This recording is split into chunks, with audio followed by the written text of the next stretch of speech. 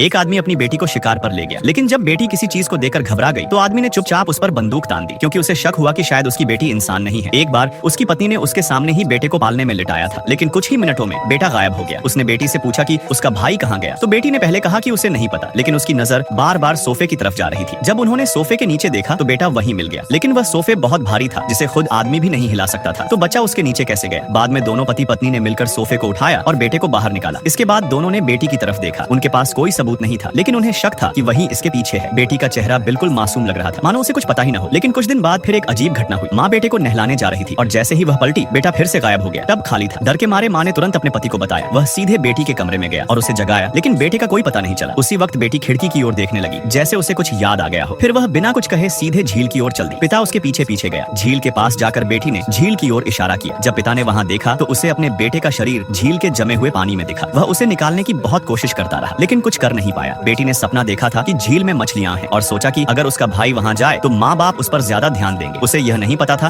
कि ऐसा करने से कितनी बड़ी परेशानी हो सकती है। बाद में माँ ने बेटे को ढूंढने के लिए पुल से छलांग लगा दी, जिससे उसका सिर फट गया और वह मर गई। पिता को यकीन हो गया कि यह सब शायद बेटी की वजह से हो रहा है, इसलिए वह उसे शिकार पर ले गया ताकि मौका मिलने पर उसे मार सके। जंगल में एक हिरण दिखा। पिता ने बंदूक उठाई और बेटी पर तान दी, लेकिन आखिरी समय पर उसका मन बदल गया और उसने ऐसा नहीं किया। समय बीत गया। 10 साल बाद लड़की कॉलेज में पढ़ रही थी। उसे अब भी नहीं पता था कि उसमें कुछ खास शक्ति है, लेकिन जहाँ भी वह जाती थी कुछ अजीब होता था। एक दिन वह लाइब्रेरी में पढ़ रही थी, तभी बाहर बहुत सारे कौवे उड़कर आए और खिड़की से टकराने लगे। लोग डर गए, लेकिन किसी ने नहीं देखा कि लड़की का हाथ कांप रहा था। वह खुद भी डर गई थी और हाथ को छिपाने की कोशिश कर रही थी, लेकिन हाथ और ज्यादा कांपने लगा। कुछ देर बाद वह गिर पड़ी और शरीर झटके खाने लगा। उसे अस्पताल ले जाया गया, लेकिन डॉक्टरों को कुछ नहीं मिला। सबने कहा कि यह पढ़ाई के तनाव की वजह से है और लड़की ने भी यही मान लिया। लेकिन ऐसे हादसे बार बार होने लगे। वह कॉलेज में एक लड़की से मिली जिसका नाम अन्या था। उसने अन्या की सोशल मीडिया प्रोफाइल देखी तो कुछ अजीब सा महसूस किया। उसी वक्त लाइटें जलने बुझने लगी। अन्या ने उसे कॉलेज के एक बार में बुलाया, जहाँ वह पहली बार ऐसा माहौल देख रही थी। बचपन से उसके पिता उस पर सख्ती करते थे, इसलिए वह कहीं बाहर नहीं जाती थी। रात को अन्या ने फिर एक फोटो पोस्ट की। लड़की को उस बार की बातें याद आईं। तभी खिड़की से देखने पर उसने देखा कि कोई नीचे खड़ा है। वह नीचे गई तो पाया कि वह खुद अन्या थी। तभी लाइटें फिर जलने बुझने लगी और हवा भी तेज चलने लगी। लड़की फिर गिर पड़ी और बेहोश हो गई। थोड़ी देर बाद उसे होश आया। रात दोनों ने साथ में बिता दी। लड़की को लगा उसे एक अच्छी दोस्त मिल गई है, लेकिन अन्या का व्यवहार बदल गया। दोनों एक थिएटर में शो देखने गई। वहाँ अन्या ने लड़की के पैर पर हाथ रखना शुरू कर दिया। लड़की को असहज महसूस हुआ और उसका शरीर फिर से कांपने लगा। उसी वक्त स्टेज की भारी लाइट झूलने लगी और जैसे जैसे लड़की की घबराहट बढ़ी, वह लाइट और ज्यादा हिलने लगी।